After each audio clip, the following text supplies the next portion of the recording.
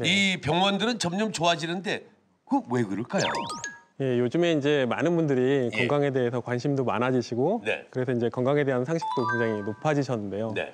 그러다 보니까 이제 병원에 오실 때 본인들이 미리 자기 병명을 정해가지고 오는 경우가 많아요. 그래서 이제 뭐 소화가 안 되니까 나는 위염이다, 뭐 무릎이 안 좋으니까 무릎 관절염이다.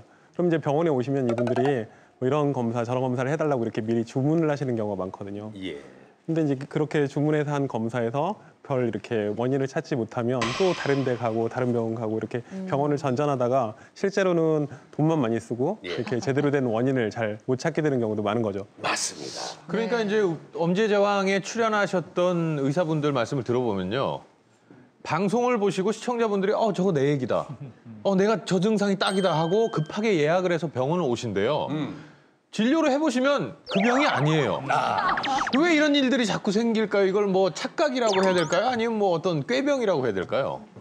이제 그 한 대학병원 이제 심장센터에서 조사를 한 거를 보면은 한 1,000명 정도가 이제 그 심장센터를 방문을 했는데 네. 그 중에서 21% 정도가 심장센터에 오셨지만 실제로는 심장에 아무 문제가 없고 이제 어떤 정신적인 문제로 그런 흉통을 호소해서 심장센터를 찾았다 이런 보고도 있었습니다.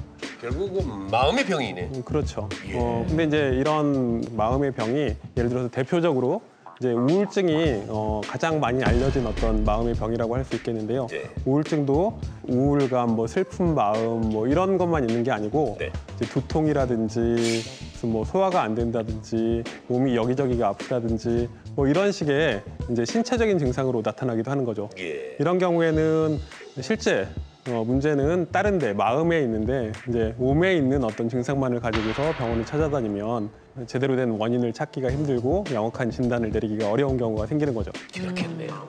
지금 말씀 쭉 들어보니까 제 친구가 생각이 나요. 친한 친구인데 네. 이게 소화가 안 되고 막 위 경련 막 이런 것까지 많이 왔었거든요. 그래서 이제 뭐 사진도 찍고 내시경도 해봤는데 아무 이상이 없다는 거예요. 그렇다면 그 친구도 이런 정신적인 데 원인이 있다고 볼 수 있는 걸까요?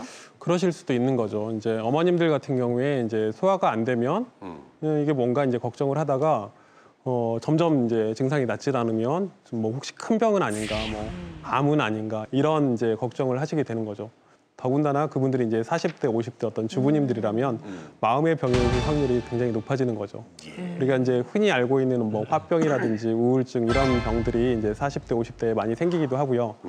화병 같은 경우에는 어떤 소화기 장애뿐만이 아니라 뭐 고혈압이라든지 협심증, 이제 심지어는 중풍 같은 어떤 뇌혈관 질환이나 심혈관 질환 같은 것들을 일으킬 확률을 굉장히 높이거든요. 다시 말해서 이제 이런 경우에는 마음의 병이 원인이 돼서 이제 몸의 병도 발생하는 이런 경우들이 생기는 거죠. 아이고, 병원에 가서요. 예. 의사한테 제일 듣기 싫은 말이 당신은 신경성이다. 그러니까 신경을 쓰지 말아라. 이렇게 얘기를 하거든요.